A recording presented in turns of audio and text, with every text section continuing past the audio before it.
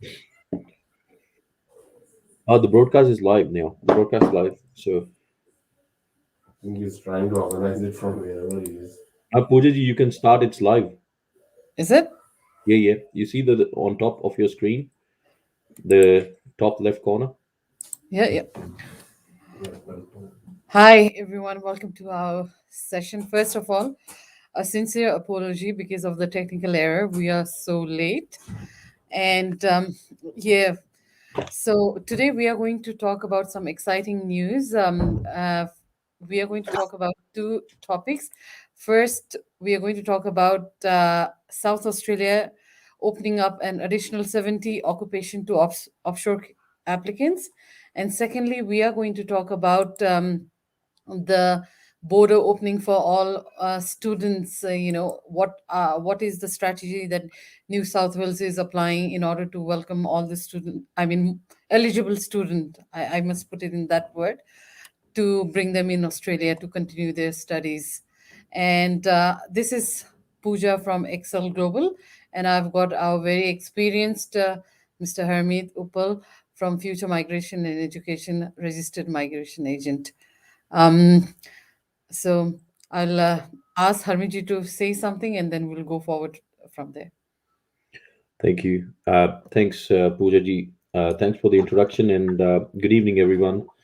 Uh, it's a pleasant evening outside here in Melbourne. It's not too cold, neither too hot. So we in the start of summer, I believe. So and we've got some good news about South Australian occupation list came out. A new occupation list that came out for offshore candidates this time.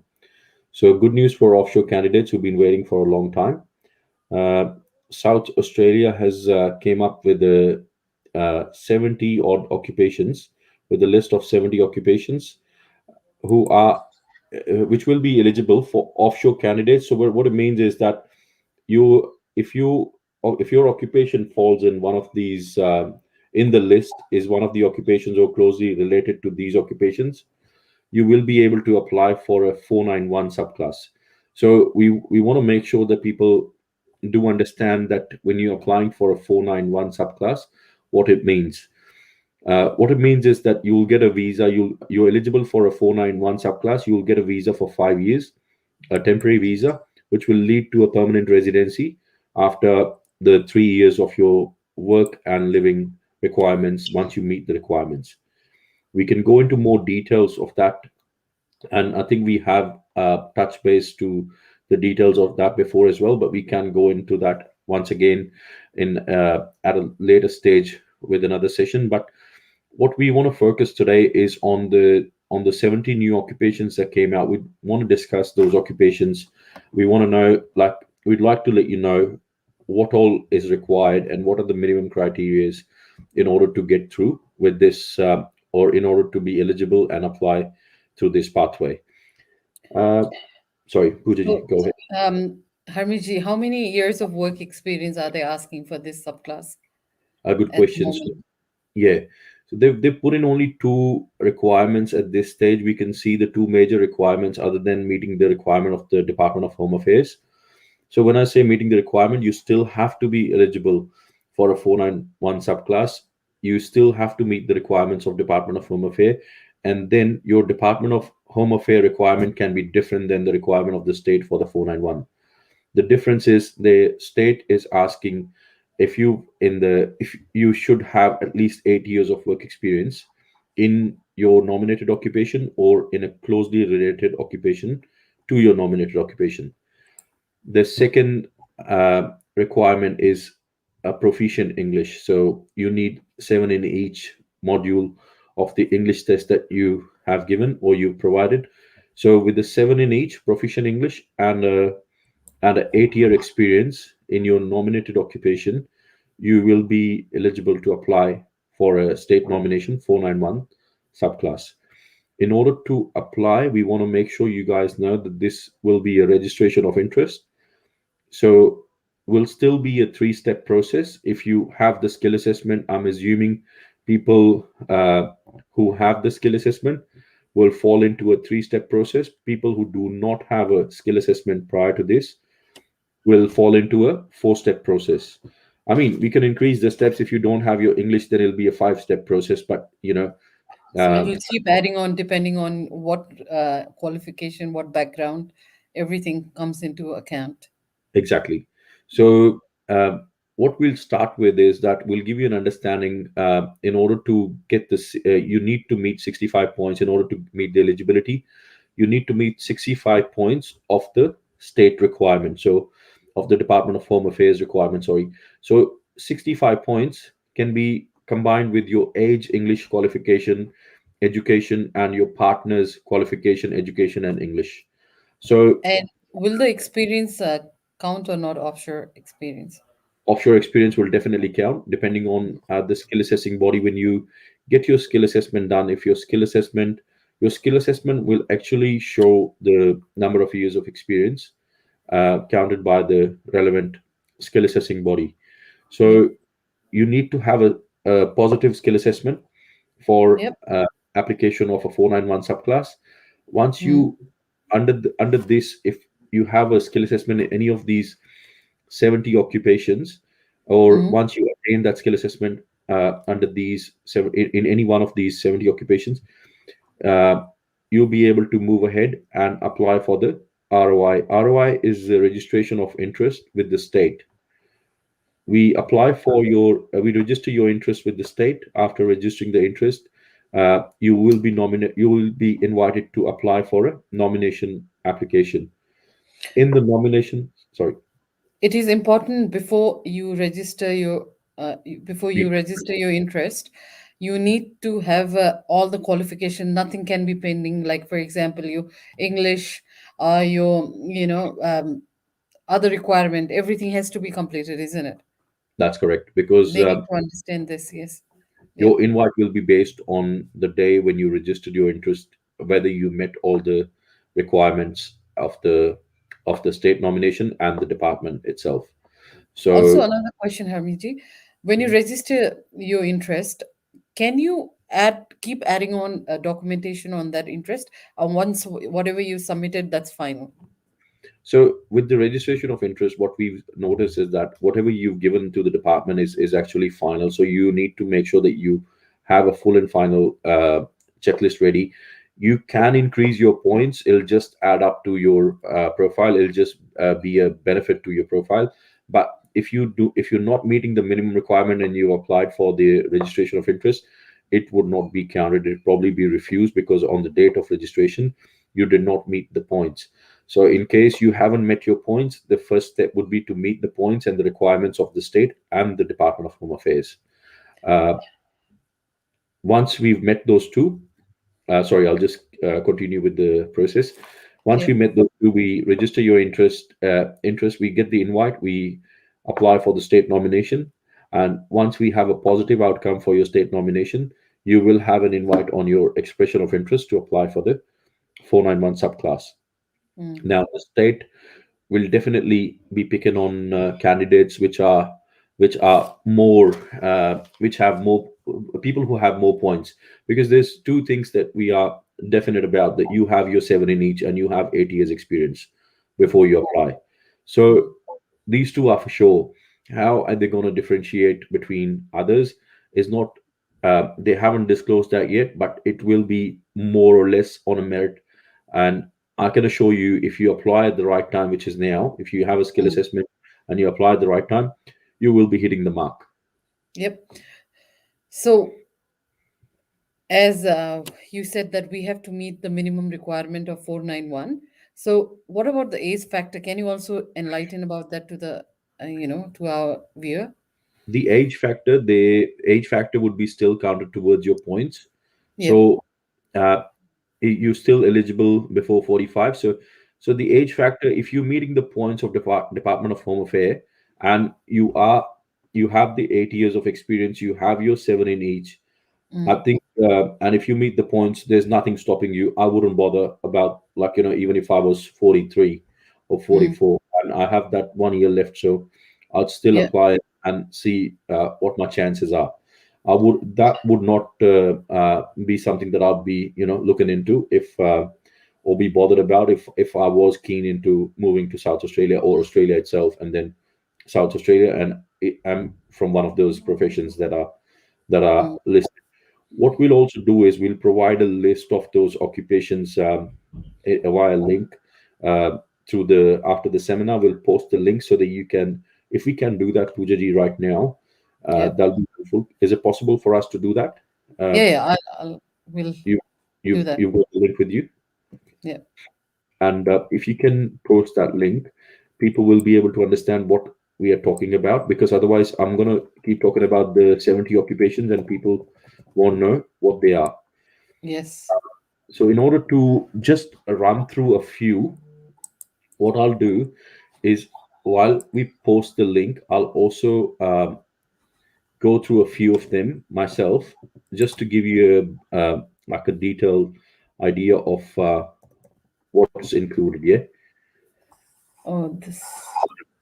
Pooja, do you have that? All right, I'll send it I. to you now. Uh, yeah. Okay. So I'll run through a few of them.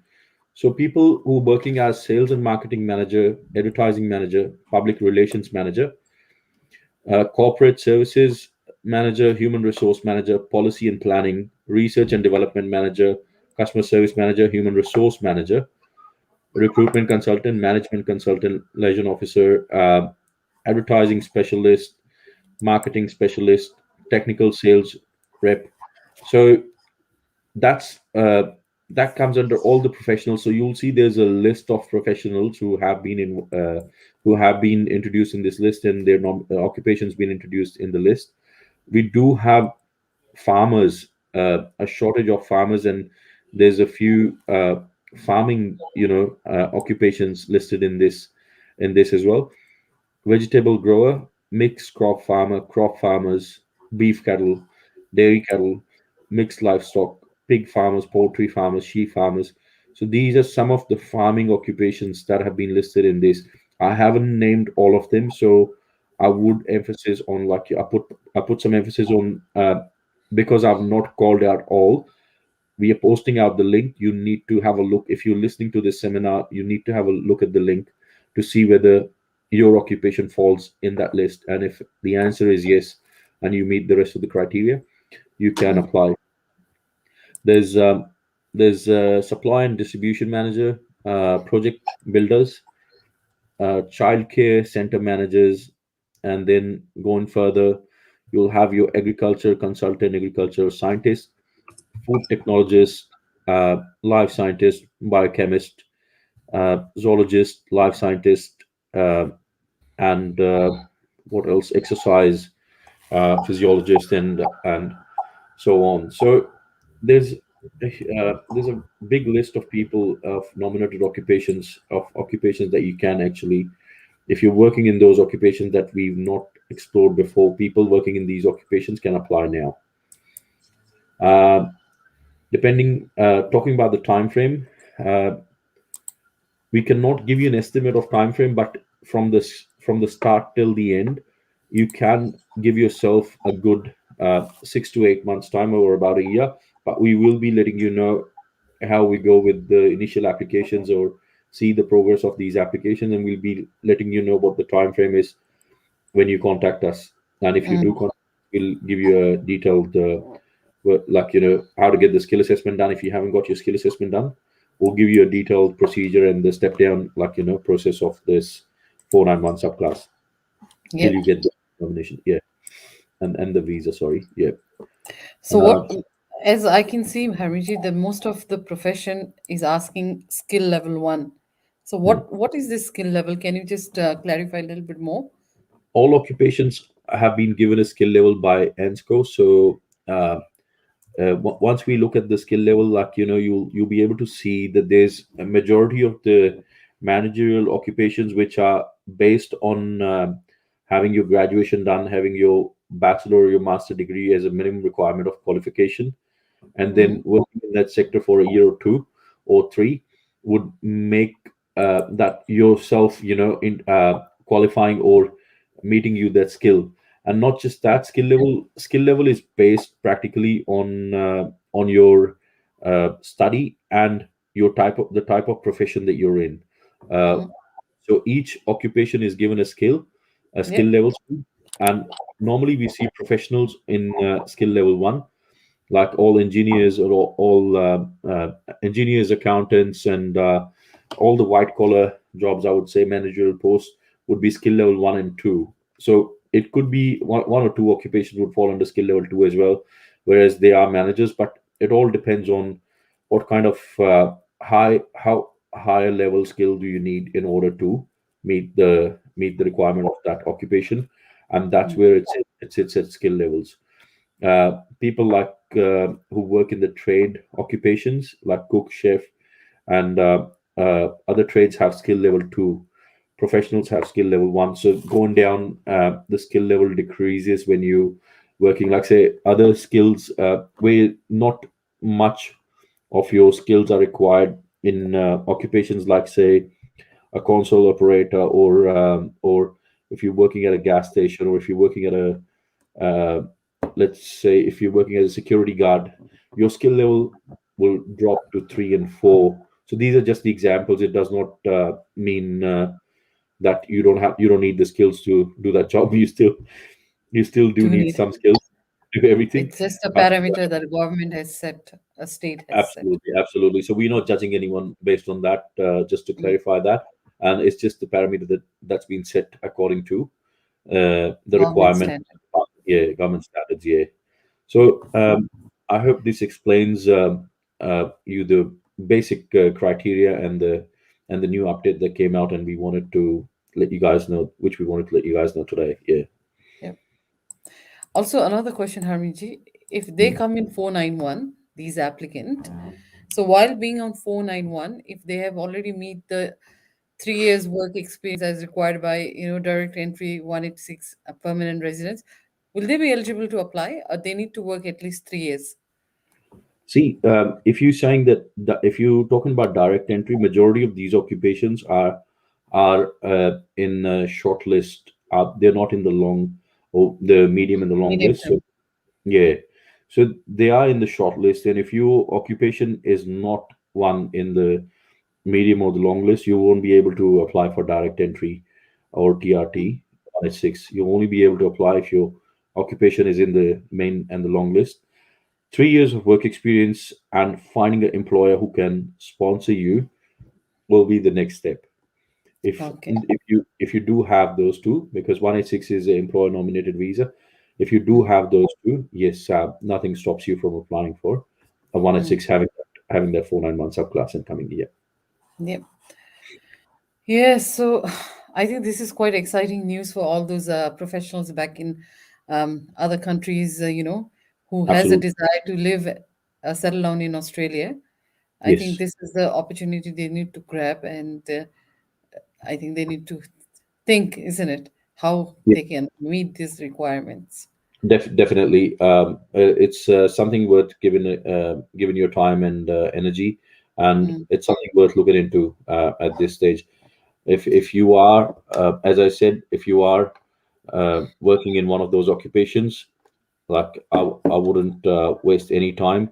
I would mm, actually go and ask for what's required, and yep, how to meet those requirements straight yep, away.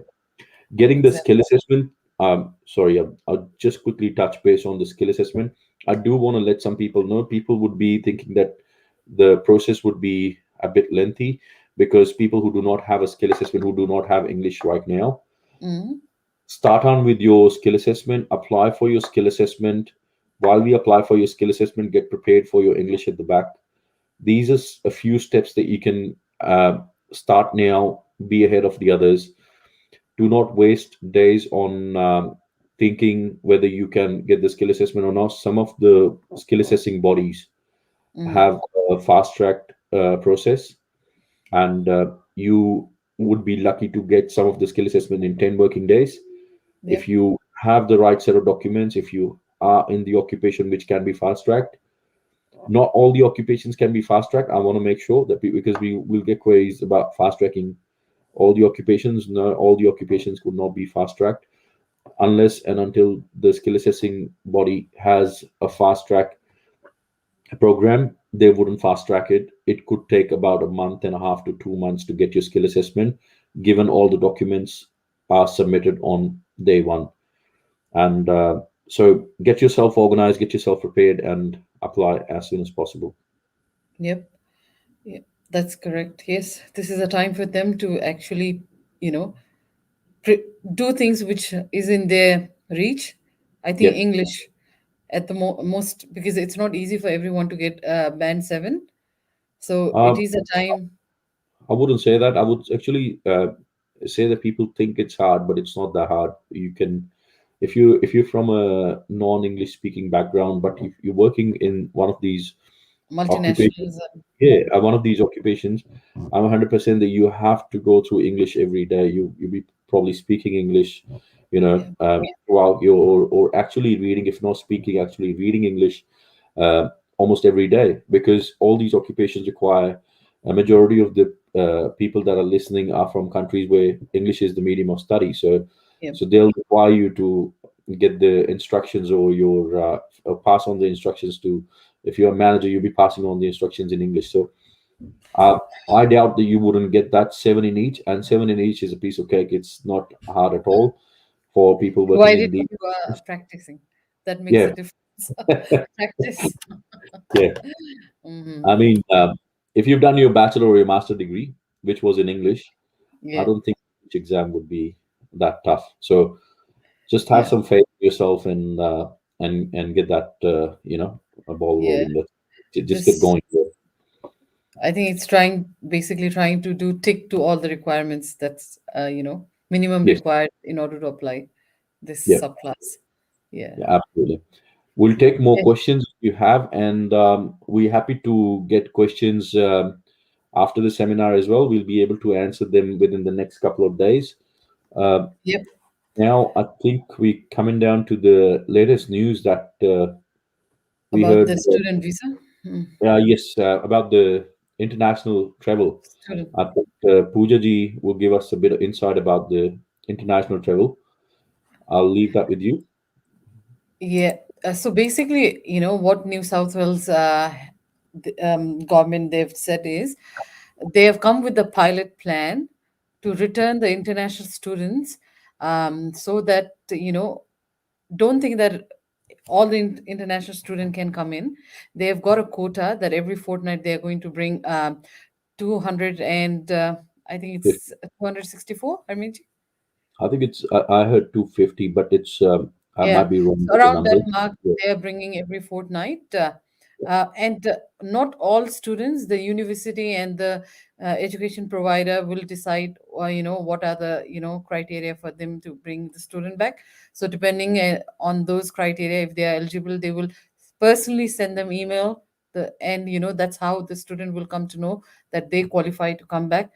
They come back. Once they come back, they have also organized quarantine services for these students, which education provider I think will pay for it, and they will check on the spot once they arrive that whether they've got COVID or not, and they are they have to be fully vaccinated. And it's a good news that India's one of the COVID vaccination, which is quite famous. I think that's the quite famous one, isn't it, Harmiji? That has the been call. accepted. Yeah, Yeah, they've accepted that. Yes, and yeah, yeah. So you make sure if you are not vaccinated yet, please vaccinate yourself, complete vaccination. Yeah, that process. Because if you happen to get the email from your education provider, and if you tell them you are not yet vaccinated, then you have lost the chance to come back here. Because yeah, on the spot, they're going to do the COVID test, and also within 14 days of quarantine, they will make sure that you do not have COVID. So this is, I think, is a good news. At least it's starting. Border is opening slowly. I think they will prioritize and they will bring more. But this is a trial process that they are going to implement in order to see, how it works. Is yeah. Yeah, I think after that, other state will also start following it, isn't it, Amity? Yes, I think we can see those travel plans on almost all uh, Mm, the states' websites, and then they're talking about, at least if they've not introduced a plan, they actually started talking about it. So Yep. with the news coming up that the travel, will start again in November, which is next Yep. month.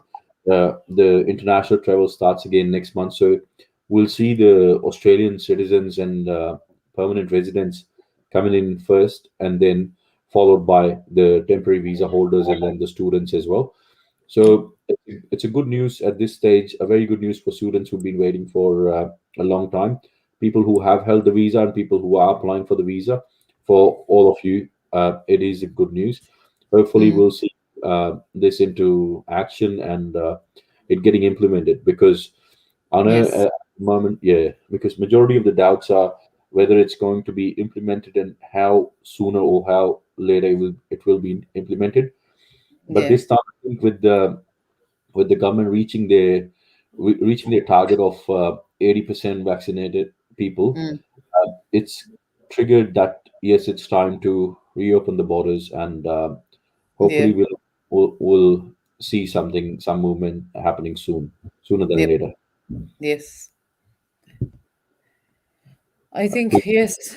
But Anything else, Harmiji? I think I think we're pretty good, and we're good with the timing as well. So yeah, uh, because yeah, we once again we really apologize. We were meant to come live at 8, but because of technical difficulties, we were able to come at 8:30, and all the audience who were eagerly waiting for this show to start and was disappointed once again. We sincerely apologize. yeah, we do apologize for that. Yeah. Yeah, hopefully next time we can do some better Yeah, exactly. on this. Yeah, but as Thank you. Harmiji told, and as you have got any doubts regarding how to go about, and please do not hesitate. Our number is there. You can hear our live later and find out what are the requirements, how you can meet these requirements, and you can always contact us, and we are always there to help you through. Thank you. Thank you. Thanks. Have a good night, guys. Yeah, bye.